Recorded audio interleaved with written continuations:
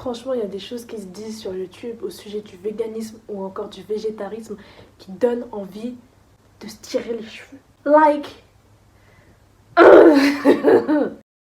J'ai vraiment grandi dans cette mentalité où on ne vit pas pour manger, on mange pour vivre. Et donc, la nourriture, avant d'être un plaisir, est un besoin. C'est là où je me souviens des paroles de mon père quand j'étais petite qui me disait que tu n'aimes ou que tu n'aimes pas, mange parce que c'est bon pour ta santé.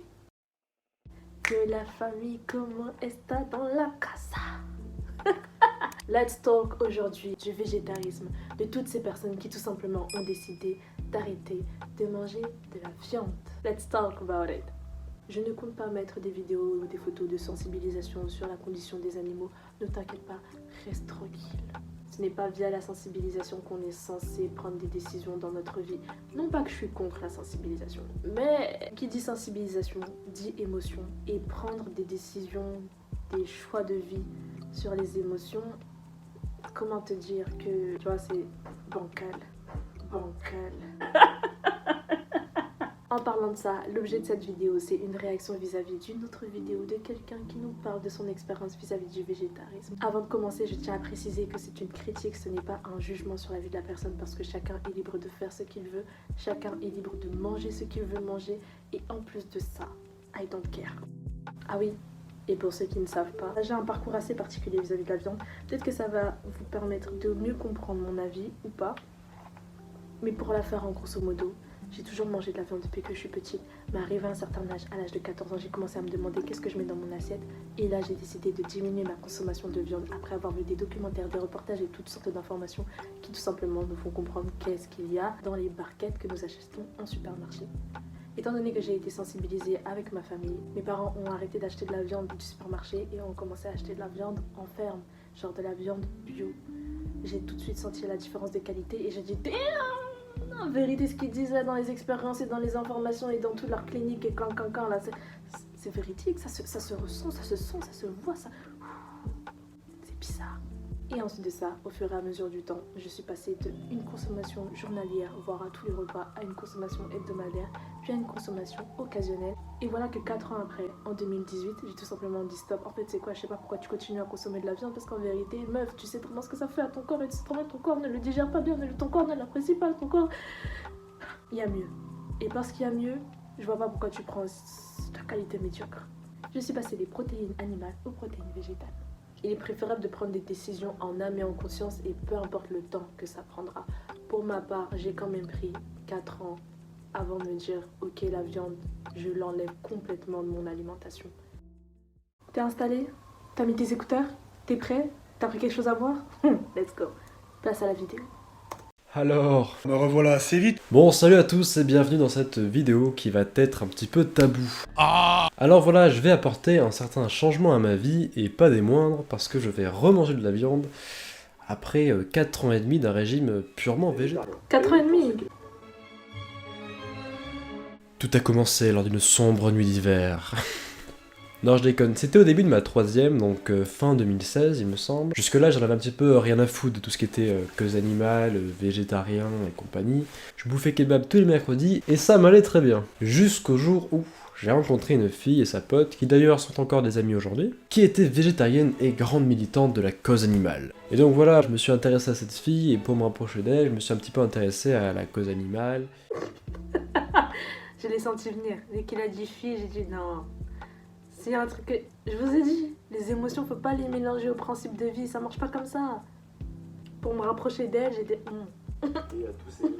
Choqué par beaucoup de ces vidéos qu'on peut voir sur internet, d'abattoirs, d'animaux qui se font torturer, et convaincu par le discours de beaucoup de ces militants, Tous les végétariens et les véganes ne sont pas des militants. je me suis donc retrouvé en tant que défenseur de la cause animale. Et j'en avais l'intime conviction, je défendais réellement cette cause. D'ailleurs, moins d'un mois après, j'ai pas mal culpabilisé grâce à toutes ces vidéos que l'on peut voir et tous ces témoignages, et je suis devenu végétarien, voilà. Au bout d'un mois, du jour au lendemain, je me suis dit, j'arrête tout. Non. Non seulement la personne décide de changer son alimentation du jour au lendemain, ce qui est très déconseillé, et je pense que notre corps, malgré toutes les capacités d'adaptation qu'il a, il a quand même besoin d'un temps pour le changement, d'un temps d'adaptation, tout simplement. Parce que bien nombre d'entre eux ne sont pas assez documentés sur le sujet, parce qu'il faut un minimum d'expérience et surtout un minimum d'informations pour savoir comment manger lorsqu'on est végétarien ou lorsqu'on est vegan. Les histoires de jour au lendemain, sur un coup de tête, sur des émotions. Continuons. Donc j'ai arrêté viande, poisson, volaille, tout d'un coup. Et tout ça avec l'intime conviction que je le resterai toute ma vie. Pendant 2 ans, donc de la 3e à la seconde, j'étais réellement actif, j'étais réellement dans tous ces mouvements, voilà, je me battais corps et âme sur les réseaux sociaux à coups d'arguments que j'avais trouvés sur internet et de mes ressentis personnels. Mais je vous rassure, je n'étais pas de ceux qui boycottaient les mangeurs de viande. Je vous avoue que si j'avais commencé à faire ça, je me serais vite Les mangeurs de viande. retrouvé tout seul parmi mes potes. Mais j'ai réussi durant ce temps à influencer certaines de mes amies. Et amies IES, je précise bien, parce que autant j'ai réussi à convaincre plusieurs filles, autant les mecs, pour la plupart, s'en battaient quand même pas mal les couilles. Voilà ce que j'aime pas dans le fait du militantisme. C'est normal de vouloir influencer les gens, mais ça devient comme du prosélytisme en fait. C'est comme pour les religions où tu veux que tout le monde se convertisse à ta cause, mais non, non. Avant tout, pour ma part, c'est quelque chose de personnel. Et c'est avant tout pour toi. Bon, il y a ce côté bienveillant, mais je trouve que ce côté bienveillant devient malsain. Et c'est la raison pour laquelle j'irai jamais dans la rue pour dire oui. Arrêtez de consommer de la viande. Vous savez ce qu'il y a dedans? Des antibiotiques. Vous savez ce qu'il y a dedans? Il y a toutes les hormones de l'animal quand il se fait abattre. Non, j'irai pas dans la rue faire ça. Non. Continuons. Mais voilà, c'était vraiment un combat de tous les jours. D'ailleurs, pour ceux qui se demandent ce que ça fait de devenir végétarien, donc c'est-à-dire ne plus manger de viande rouge, de volaille, de poisson, et c'est en ce qui me concerne, j'ai en plus de ça arrêté d'acheter du cuir, d'aller au cirque, d'aller aux zoos, enfin tout ce qui va avec. J'étais quasiment vegan, à l'exception que je mange encore des œufs et des produits laitiers. Et tout ça bio évidemment. J'ai oublié de parler d'un passage important, les animaux. C'est vrai que je parle de végétarisme et de véganisme, mais j'ai pas parlé de la cause animale. Ma philosophie de vie inclut également le fait de ne pas mettre mon argent dans les zoos ou dans ces centres qui... je ne qualifierais pas ces centres.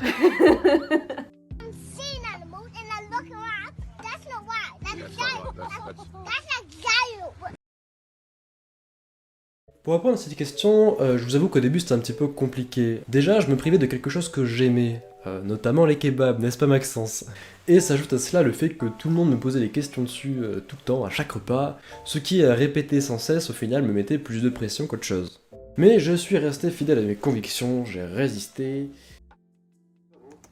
Conviction ou persuasion? On t'a persuadé ou on t'a convaincu? C'est ça la question. Il y a une différence entre conviction et persuasion. Sachez-le. Si tu sais pas c'est quoi, regarde sur Google. Un autre régime, une autre forme d'alimentation, et je vous avoue que je m'y suis fait plutôt rapidement. Plus le temps passait, et plus j'oubliais le goût de la viande, donc l'envie d'en manger. Ce qu'il faut savoir aussi, c'est qu'avec toutes ces vidéos de propagande vegan et compagnie... Moi, faut savoir que j'ai pas oublié le goût de la viande.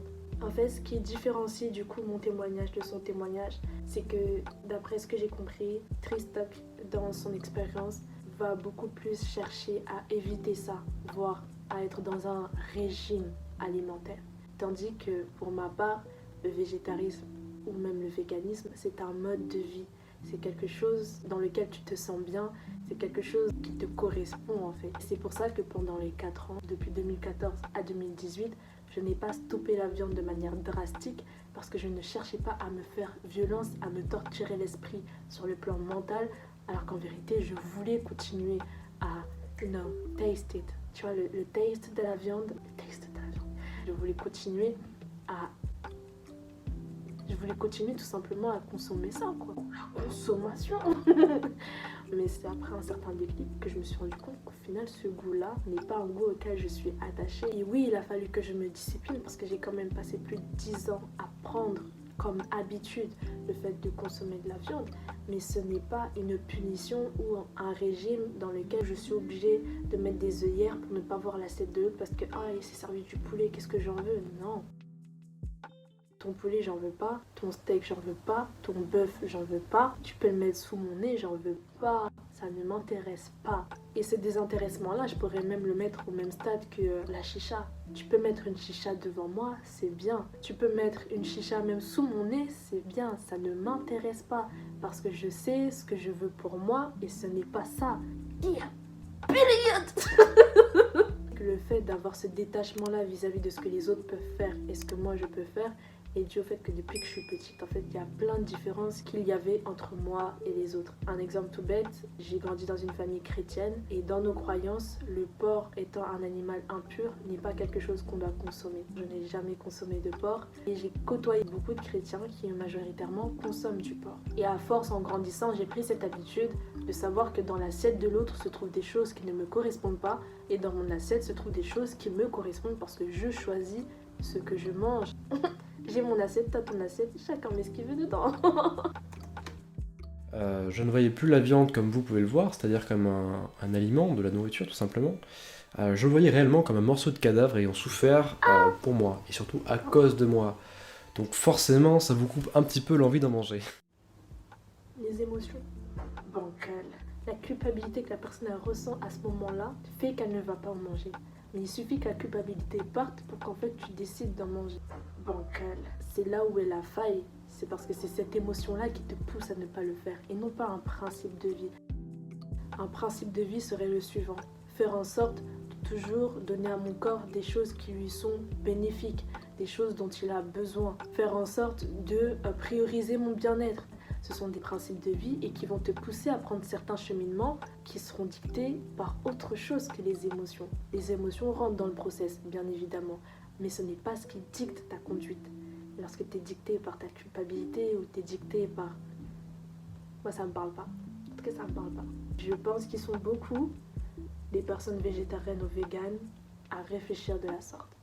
Bref, le temps passe et je m'intéresse à beaucoup d'autres choses, et je change mon point de vue sur le monde et sur beaucoup de sujets grâce à l'histoire, la politique et la philosophie. Et le midi, je me suis donc retrouvé avec mes collègues à aller au McDo, donc chose tout à fait banale. Arrivé au McDo, je vais à la borne pour commander, et là je vois que je ne peux rien manger, littéralement rien, y compris les wraps, y compris les salades. Et c'est là que je me suis demandé, mais Tristan, pourquoi est-ce que tu te contrains autant ? Et ça faisait des années que je ne m'étais pas posé la question par rapport à ça. Et suite à quelques jours de réflexion, je me suis finalement dit, et sans trop de mal, que j'allais arrêter d'être végétarien. Je suis obligée de commenter ce passage. C'est vrai que c'est un vrai dilemme. Lorsqu'on a une alimentation qui est différente des personnes que l'on fréquente, que ce soit sans gluten, sans lactose, sans viande, sans poisson, sans je sais pas quoi, sans je sais pas qui, c'est différent de ce que la majorité des personnes ont l'habitude de consommer. Et ça devient compliqué parce que tu dois sortir avec des personnes qui ont un mode de vie différent et ça on le voit sur tous les aspects. Ce n'est pas que l'alimentation. Le mode de vie est important et c'est sûr que lorsque tu sors avec des personnes qui ont l'habitude de consommer de la viande, qui vont dans des endroits où la viande est servie, tu ne trouves pas toujours ton bonheur, voire très rarement. Et la question qu'il s'est posée est hyper importante. À un moment donné, il dit bien, ça fait longtemps que je ne m'étais pas posé la question. Ça veut dire que c'était devenu une habitude, voire un train-train de vie, sans même savoir réellement pourquoi il fait ça. Et je pense que la fille en question pour laquelle il a fait ça n'était plus sans doute dans son entourage, par hypothèse, que la personne qui l'a motivé ou qui l'a influencé, qui a été sa source d'inspiration vis-à-vis du végétarisme, n'était plus autant dans son cercle proche pour pouvoir maintenir cette motivation en fait. En d'autres termes, il a perdu son pasteur. Blague à part, la majeure partie des animaux que l'être humain aime consommer en grande quantité sont des animaux herbivores. Des animaux qui trouvent leur source d'énergie dans de l'herbe, dans de la végétation. Donc, sortez-vous de la tête l'idée que la végétation ne permet pas de nous procurer les besoins nécessaires pour le corps. Car c'est faux, mon ami, c'est faux. Je sais pas qui vous a dit ça, mais c'est faux. Je sais pas pourquoi vous pensez que c'est vrai parce que c'est faux. C'est faux. Et j'ai envie de dire, toute personne qui cherche, trouve. Il est trop facile de dire et de s'arrêter justement à cette pensée collective que lorsqu'on ne mange pas de viande, on ne mange que de la salade. Si tu penses que les véganes ne mangent que de la salade, libre à toi. Manger végétarien ne veut pas dire manger plus sain. Ce n'est pas le style alimentaire qui va déterminer si ton alimentation est saine ou pas. C'est la manière dont tu vas aborder cette alimentation. Tu peux très bien décider d'arrêter de manger de la viande et manger pire que ceux qui mangent de la viande. Aujourd'hui, je suis consciente des bienfaits de l'alimentation végétarienne sur mon corps, de l'alimentation végane sur mon corps. Je suis consciente des bienfaits d'une alimentation crudivore. Il s'agit simplement de faire le choix de ce que tu veux donner à ton corps. Tout simplement, je suis arrivée à un stade où je fais des choix et je sais pourquoi je les fais, parce que je les fais pour moi et pour personne d'autre. That's it. Et c'était Depix sur YouTube, donc n'hésite surtout pas à aimer, commenter, partager si cette vidéo t'a plu et on se retrouve très bientôt. Bien évidemment, si tu as des questions, n'hésite pas. Envoie un DM sur mon Instagram, je l'affiche juste ici. Et je te souhaite une excellente semaine. Prends soin de toi, prends soin de ton corps et on se dit à très bientôt. Ciao. Où trouver ces protéines génitales? Oh, starf. Oh